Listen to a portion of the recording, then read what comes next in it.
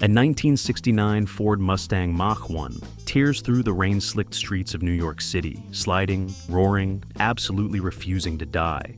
A retired assassin behind the wheel, a Russian crime syndicate in the rearview mirror, and a car that, by every reasonable production standard, should have been crushed into a cube the moment filming wrapped. It wasn't. And the story of what actually happened to that Mustang, where it came from, how many there were, who built them, and where they ended up, is messier, more interesting, and considerably more cinematic than anything the internet will tell you. Hi, my name is Johnny, and this is American Muscle. The car itself. What is a 1969 Mustang Mach 1? Before we talk about what happened to the car, we need to talk about what the car actually was. Because a 1969 Mustang Mach 1 is not just a prop. It is not just a fast car with good bones. It is a specific cultural artifact from a very specific and unrepeatable moment in American automotive history. And if you don't understand what you're looking at when that Mustang appears on screen, you're missing half the conversation. Ford introduced the Mach 1 trim package in 1969 as a performance-oriented variant of the first-generation Mustang platform, the so-called long-nose, short-deck body that had defined the car since 1964. By 69, the Mustang had grown. It was heavier, wider, more aggressive-looking than the original pony car that had caused a national sensation in 64. The Mach 1 was the performance crown of that generation. Matte black hood with a functional or semi-functional hood scoop, depending on the engine option. Body side stripes, high back bucket seats, and underneath the hood, a range of power plants that started strong and went from there. The base engine for the Mach 1 was a 251 cubic inch inline 6, which, honestly, if you ordered a Mach 1 with the 6-cylinder, I have questions.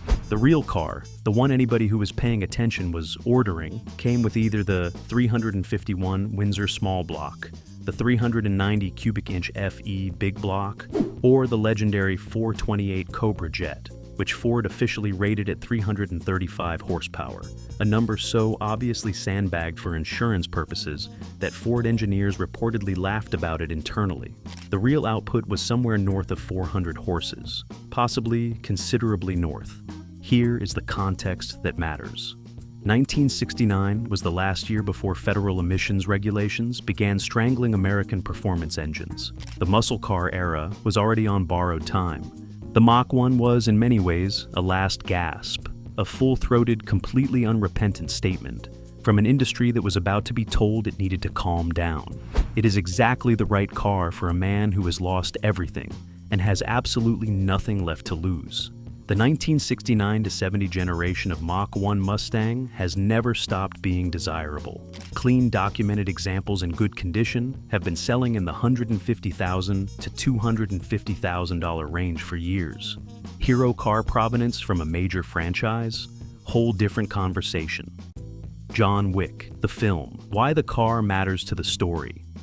Now, let's talk about the film itself, because you cannot understand what happened to that car without understanding what the car was doing in the story. John Wick, released in 2014, directed by Chad Stahelski and David Leitch, is on the surface an action film about a retired hitman who kills a very large number of people because someone killed his dog, and that is accurate. That is the plot. But underneath that premise is something considerably more sophisticated. And the Mustang is right at the center of it.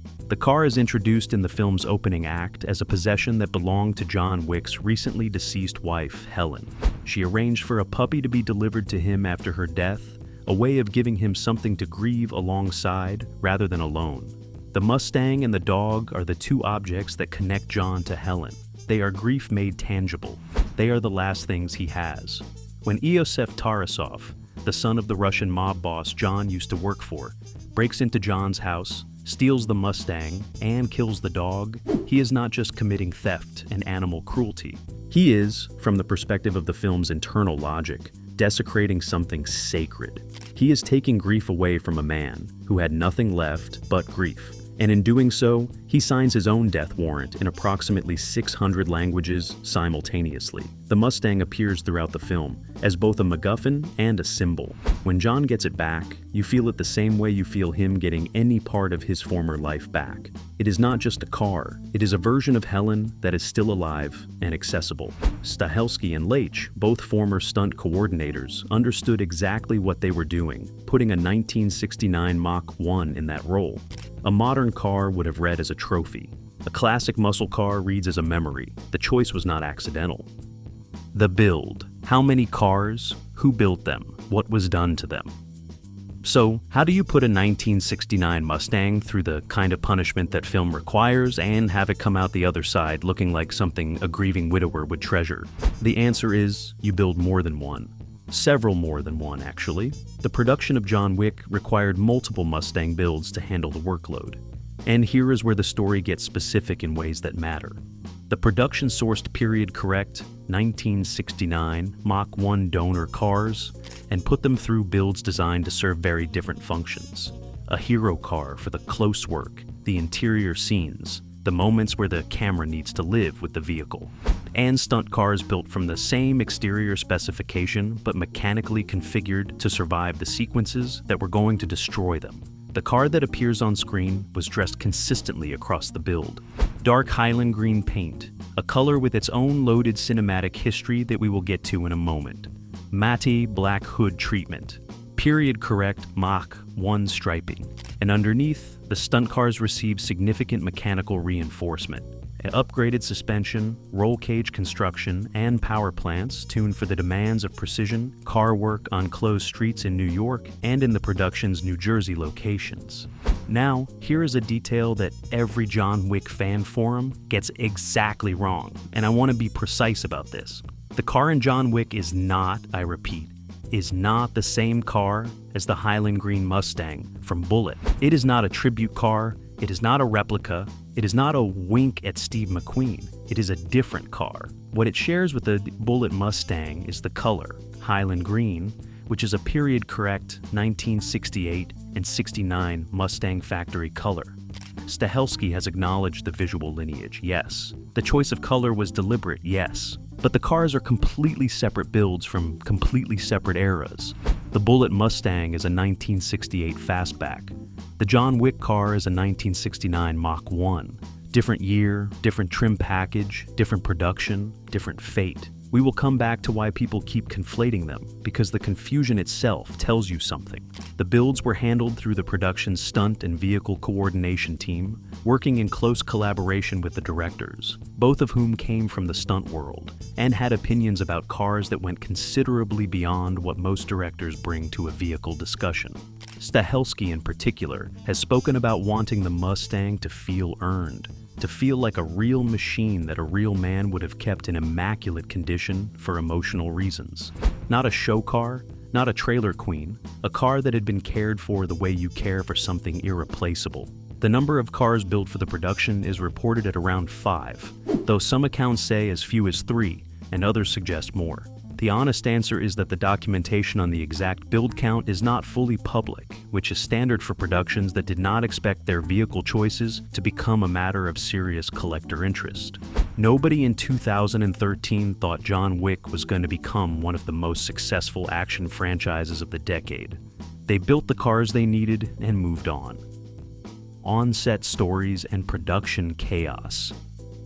Here is the part nobody talks about in the YouTube comments. Keanu Reeves actually drove those cars? Not a stunt double behind the wheel for the hero shots. Not a camera car with a trained driver while Keanu sat in a green screen studio.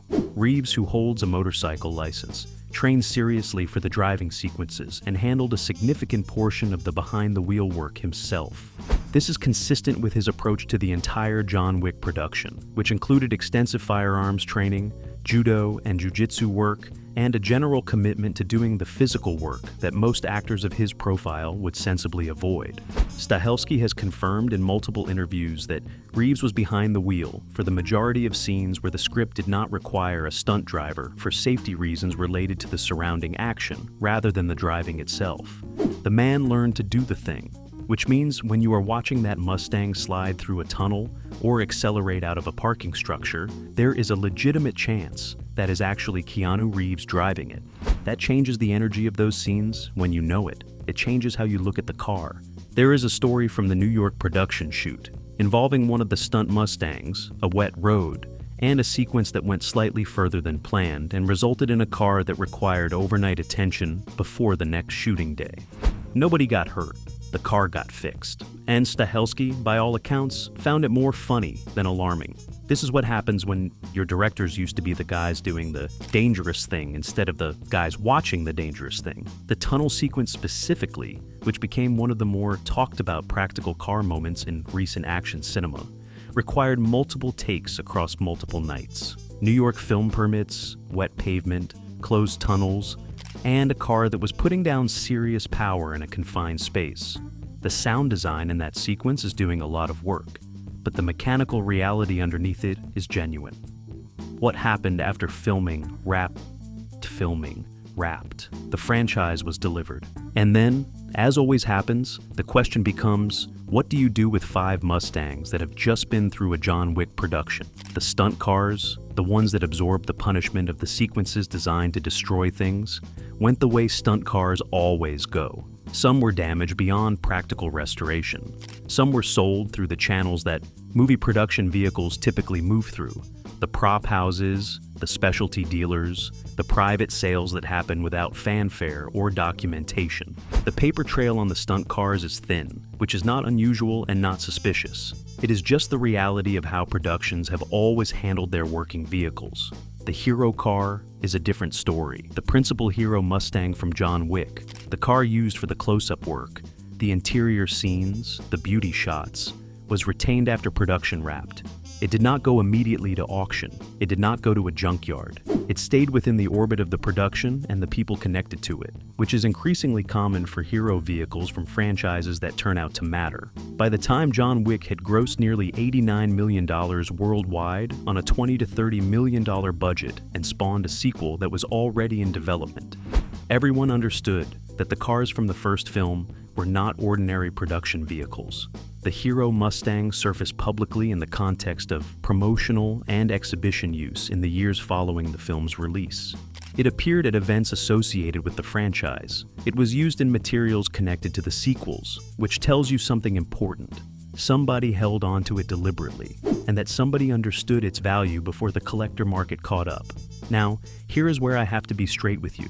Because one thing we do on this channel is tell you what we actually know versus what we are reconstructing from available evidence. The full provenance chain on the hero car, the documented transfer of ownership from production to its current custodian, has not been made completely public as of this writing. What is confirmed is that the car exists, that it has been seen and documented in the years since production, and that it has not crossed a major public auction block with certified hero car documentation in a way that would have generated the kind of headlines that are impossible to miss. What that likely means is one of 3 things. It is in private hands with a collector who has no interest in selling. It is held by someone connected to the production or franchise who views it as an asset tied to the ongoing John Wick universe. Or it is in a situation where ownership is clear, but public documentation is not, which happens more often than you would think, with vehicles from living franchises where legal and licensing considerations complicate what can be publicly confirmed. What it almost certainly does not mean is that it was crushed or lost. Nobody loses a hero Mustang from John Wick in 2024. The market awareness is too high. The franchise is too visible. Someone knows exactly where that car is. The myth, the mystery, and the misinformation.